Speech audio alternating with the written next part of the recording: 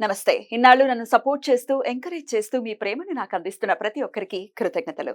అలాగే ఈ వీడియో కూడా ఖచ్చితంగా మీకు ఉపయోగపడుతుంది. లైక్, షేర్ అండ్ సబ్స్క్రైబ్ చేసి మీ సపోర్ట్‌ని నాకు అందించండి. అలాగే ఈ వీడియో పట్ల మీకున్న అభిప్రాయాన్ని కామెంట్ సెక్షన్‌లో కామెంట్ చేసి తెలియజేయండి. ఇప్పుడు వీడియోని చూద్దాం. నమస్తే, వెల్కమ్ టు అవర్ ఛానల్. నేను పద్మిని. ప్రస్తుతంతో పాటు ప్రముఖ ఆధ్యాత్మికవేత్త, వాస్తు జ్యోతిష పండితులు, లలిత ఉపాసకులు, వాస్తు జ్యోతిష శిక్షణ నిపుణులు బ్రహ్మశ్రీ నానాజీ పట్నాయక్ గారు మనతో పాటు ఉన్నారు. మాట్లాడదాం సార్. నమస్తే సార్. శ్రీమాత్రే నమః. సార్, ఒక ధర్మ సందేహం ఉంది సార్. అడగండి. ఈ కర్మకాండలు చేసేటటువంటి విషయంలో, లేకపోతే చితికి నిప్పు పట్టే విషయంలో కూడా వాళ్ళ ఆచారాలని బట్టి ఫాలో చేస్తుంటారు. ఎగ్జాక్ట్లీ. అయితే ఖచ్చితంగా కొడుకు చెయ్యాలి, పెద్ద కొడుకు ఉంటే పెద్ద కొడుకే చెయ్యాలి అనేది ధర్మం చెప్తున్నటువంటి విషయం. ఫాలో చేసే దాన్ని బట్టి కాలక్రమేణా కొన్ని మార్పులు, పెద్దవాళ్ళు చెప్పక కొన్ని కొత్త విషయాలు అడాప్ట్ చేసుకోవడం, ఇట్లా రకరకాలుగా జరుగుతుంది. అయితే కొంతమంది ఏ ప్రాంతమో ఏంటో అనేది పక్కన పెట్టేస్తే, ఎవరో అసలు కజిన్స్ ఎవరో లేకపోతే రిలేటివ్స్ ఎవరో చనిపోతే ఎవరి చేతో నిప్పు పెట్టించడం అనేది జరుగుతూ ఉంటుంది. అసలు ఏమిటి పద్ధతి, ఇలా చేయొచ్చా? ఇప్పుడు మీ నాన్నగారు చనిపోతే ఆ కొడుకే చెయ్యాలి కదా, ఎవరో చేసేస్తే మరి ఆత్మకి వచ్చేటటువంటి ఆ పరిస్థితి ఎలా ఉంటుంది? ఈ విషయాలు ఒకసారి చెప్పండి. మీరు చాలా మంచి ప్రశ్న వేశారు. ఎందుకంటే నాకు కూడా తెలిసి చాలా మంది అడుగుతుంటారు కదా. మేము జరుగుతుంటాయి. ఒక ఇంటికి వెళ్ళామండి, వాళ్ళ ఇంట్లో ఎవరో చనిపోయారంటే వాళ్ళ ఇంట్లో పెట్టే వాళ్ళు అప్పటికప్పుడు రాకపోవడము, ఏ విదేశాల్లోనూ ఉన్నారు ఉదాహరణకి, లేకపోతే ఎక్కడికో బయటికి వెళ్ళాడు అంటే ఆ రోజు వచ్చే ఛాన్స్ లేదు. అప్పుడు ఇంకెవరు ఆప్షన్ చూసుకుంటే రిలేషన్స్ మీరు పెట్టగలరా అని చెప్పని వాళ్ళతో పెట్టించడము చేస్తున్నారు. మరి మేము పెట్టాము తెలియక, మరి మాకు అదేమైనా ప్రాబ్లమా? ఎందుకంటే ఇలా ఎవరైతే చితిని చేస్తారో వీళ్ళకి మళ్ళీ ఇది ఉంటుంది కదా, కంటిన్యూ చేయాల్సి లేకపోతే అయినా ఉంటుంది కదా సార్. కర్తగా పెట్టుకుని దాన్ని ఒక మంత్రంతో అనుసంధానం చేసుకుని చేస్తారు కదా. అలా కాకుండా ఊరికే ఊరికే అంటే ఇన్ సెన్స్ ఇప్పుడు అవైలబిలిటీలో మీరు ఉన్నారు కదా, మీరు ఏమైనా చేయగలరా అని అడుగుతారు కదా.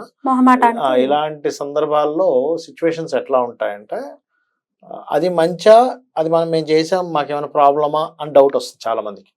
కానీ ఒకటి మాత్రం గుర్తుపెట్టుకోవాల్సిన విషయం ఏంటంటే, మనకి అగ్ని పురాణం కానీ కొన్ని పురాణాలు ఏం చెప్పాయంటే, ఇప్పుడు ఒక అనాథ శవం ఉందనుకోండి ఉదాహరణకి, అనాథ శవాన్ని మీరు తీసుకెళ్ళి కనుక దహన సంస్కారాలు మీరు కనుక చేయించగలిగితే 1000 అశ్వమేధ యాగాలు చేసిన ఫలితం వస్తుంది అని చెప్తుంది శాస్త్రం. అంటే అనాథ శవానికే మీకు అంత వచ్చింది అన్నప్పుడు అక్కడ పాసిబిలిటీ లేదు. మిమ్మల్ని రిక్వెస్ట్ చేశారు, మీరు వెళ్ళి అక్కడ చితిమంతా చేశారు, మీరు రిలేషన్ ఏదో సంథింగ్ అవుతారు, చెయ్యొచ్చు, తప్పేమీ కాదు, భయపడాల్సిన పని లేదు. ఎందుకంటే మనకి దేవతల యొక్క అనుగ్రహం ఎంత అవసరమో పితృదేవతల యొక్క అనుగ్రహం కూడా అంతే అవసరం. ఇక్కడ మీరు చేస్తుంది ఏమిటంటే ఆ సోల్కి ఒక మంచి గతిని కలిగిస్తున్నారు. సిస్టమేటిక్ అక్కడ మన సనాతన ధర్మంలో దానికంటే ఒక సిస్టమ్ ఉంది. శవానికి చేయట్లేదు, అక్కడ ఆ సోల్కి చేస్తున్నారు. వీళ్ళందరూ ఏమనుకుంటారంటే, ఏమండి ఒక మనిషి మరణించాడు, అది పాడైపోయింది ఆ శరీరం, దానికి చేయడం ఏంటనుకుంటారు. దానికి కాదు చేసేది, ఆత్మకి చేస్తారు. అతని యొక్క ఆత్మ ఉత్తమ గతులకు వెళ్ళాలి. ఉత్తమ గతులను చెందాలంటే ఏం చేయాలి? దానికి ఒక ప్రాసెస్ ఉంది. ఇది ఓన్లీ సనాతన ధర్మంలో మన దాంట్లో మాత్రమే ఉంటుంది, వేరే దాంట్లో ఉండదు. వెరీ క్లియర్గా మనకి ఆ 4 సినిమాలు చూపించినట్టుగా 11 రోజులు అక్కడే తిరుగుతుంటుంది ఆత్మ. తిరుగుతూ ఇంత అంగుష్ట మాత్రం మీద, మనకి ఇది గరుడ పురాణంలో ఉందమ్మా, ఇంత ఉన్నటువంటి ఆ సోల్ సైజు ఇంత అవుతుందట ఇవన్నీ అయ్యేసరికి. ఇవి కనుక ఎవరైతే చెయ్యలేదో అది పిశాచమే తిరుగుతూ ఉంటుంది పాపం. శాస్త్రంలో ఉంది, అది నేను చెప్తుంది కాదు.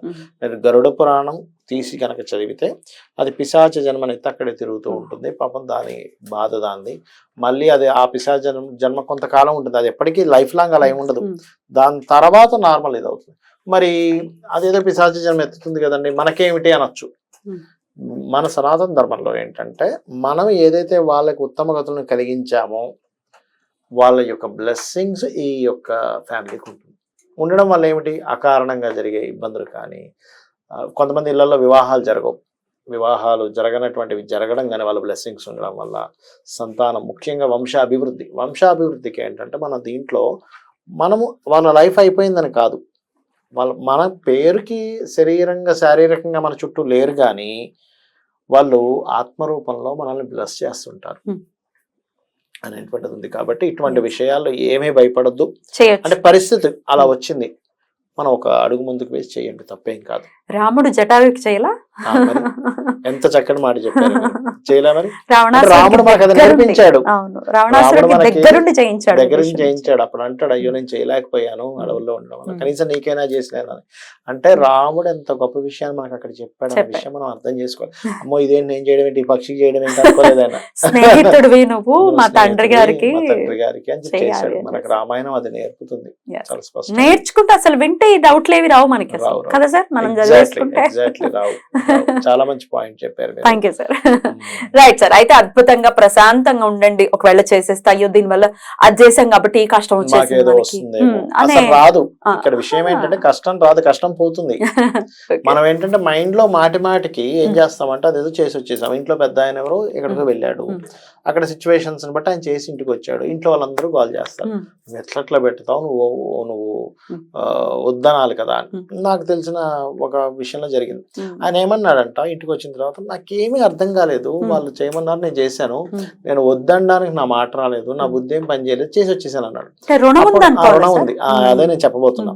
అప్పుడు నేను ఏమన్నానంటే లేదండి, మీకు రుణం ఉంది, అది ఒకరికొకరు చేయడం అంటే దట్ ఈస్ కంప్లీట్ పెద్ద రుణం ఉంది. అది రుణం ఉంటేనే చేయగలడు. ఆఖరికి తండ్రికి కొడుకు చేయాలన్నా రుణం ఉండాలి. అంతే, లేకపోతే అడ్డంకి వచ్చేస్తుంది. మనం ఏమనుకుంటాం, ఒక పూజ చేస్తున్నాము, మనం ఏదో ఆర్భటంగా డబ్బులునే చేస్తున్నాం అనుకుంటా. కాదు, రుణం ఉండి అంటే భగవంతుడు మనకి చెయ్యు అని చెప్పి ఆజ్ఞ వల్ల మనం చేస్తున్నాం. ఇలాంటివి మనం రుణం ఉండి చేస్తాం. అదేదో మనం గొప్పతో చేసేది కాదు, వాళ్ళు పిలవడం కాదు, అక్కడికి వెళ్ళడం కాదు, అంతా ప్లానెడ్ గా ఉంటుంది. ఈశ్వరేచ్ఛ అది. 100% ఈశ్వరేచ్ఛ. కాబట్టి డోంట్ వరీ, భయం ఏమీ లేదు. అశ్వమేధాలు లేవు ఈ కాలంలో. అయ్యో మేము చేయలేకపోతున్నాం కాదు, అనాథ ప్రేత ఉంటే ఖచ్చితంగా. కరోనా టైంలో ఎంతో మంది అనాథ ప్రేత సంస్కరణ చేయటము అనేది మనం చూసాం. వాళ్ళు కూడా చేయకుండా ఉంటే. అరుణాచలంలో కూడా ఒక ఆయన ఉన్నారు సార్, నాకు ఆయన పేరు గుర్తు రావట్లేదు. ఆయన కూడా ఇది ఇంకా అనాథ ప్రేతాల కోసమే ఆయన అది చెయ్యాలి దహన సంస్కారం అని పెట్టుకున్నారు. అసలు అద్భుతమైనటువంటి వ్యక్తి. ఆయన్ని ఒకసారి, ఆయన పేరు కుమరన్ను ఏదో వస్తుంది, అద్భుతమైన. సో చెయ్యొచ్చు 100% చేయొచ్చు. డౌట్స్, భయాలు, ఏదో చేస్తే ఏదో అవుతుందని. ఇక్కడ ఏమవుతుందంటే మనం మైండ్ లో ఏదో అవుతుంది మైండ్ లో తిప్పుకుంటాం చూసారా, దాని వల్ల అపార్థాలు, అనవసరమైన ఇబ్బందులు వస్తాయి. దీని వల్ల కాదు. రైట్ సార్, అయితే ఇప్పుడు ఓన్లీ దహన సంస్కారం చేసేసారు కదా, మరి వాళ్ళు ఏమైనా పాటించాల్సిన అవసరం ఏమైనా ఉంటుందా? ఇంట్లో ఒక 1 year వరకు ఉంటుంది. 1 year వరకు వాళ్ళు కూడా సూత్కం లాగా చేయించాలి. ఇంట్లో దీపారాధన చేసుకోవచ్చు రెగ్యులర్ గా, నార్మల్ గా నిత్య దేవతారాధన చేసుకోవచ్చు, టెంపుల్ కి వెళ్ళొచ్చు. కంకణాలు కట్టుకునేటువంటివి చేయకూడదు అంటారు, పూజలు పండగలు చేయకూడదు. అద్భుతం సార్, మంచి అంటే ఇది ఒక చాలా మంది సఫర్ అవుతున్నటువంటి విషయం కాబట్టి ఉన్న వాళ్ళకే చేయట్లేదు, ఎవరికో చేశారంటే ఏదో మనకి నిర్వర్తించేలా చేసింది అనేది మనం అర్థం చేసుకోవాలి. Definitely let's be positive. అసలు యాక్చువల్గా ఇది పాజిటివ్ గా. రైట్ సార్, చాలా బ్యూటిఫుల్ గా ఎక్స్ప్లెయిన్ చేశారు sir. Thank you so very much. నమస్తే సార్. శ్రీమాత్రే నమః.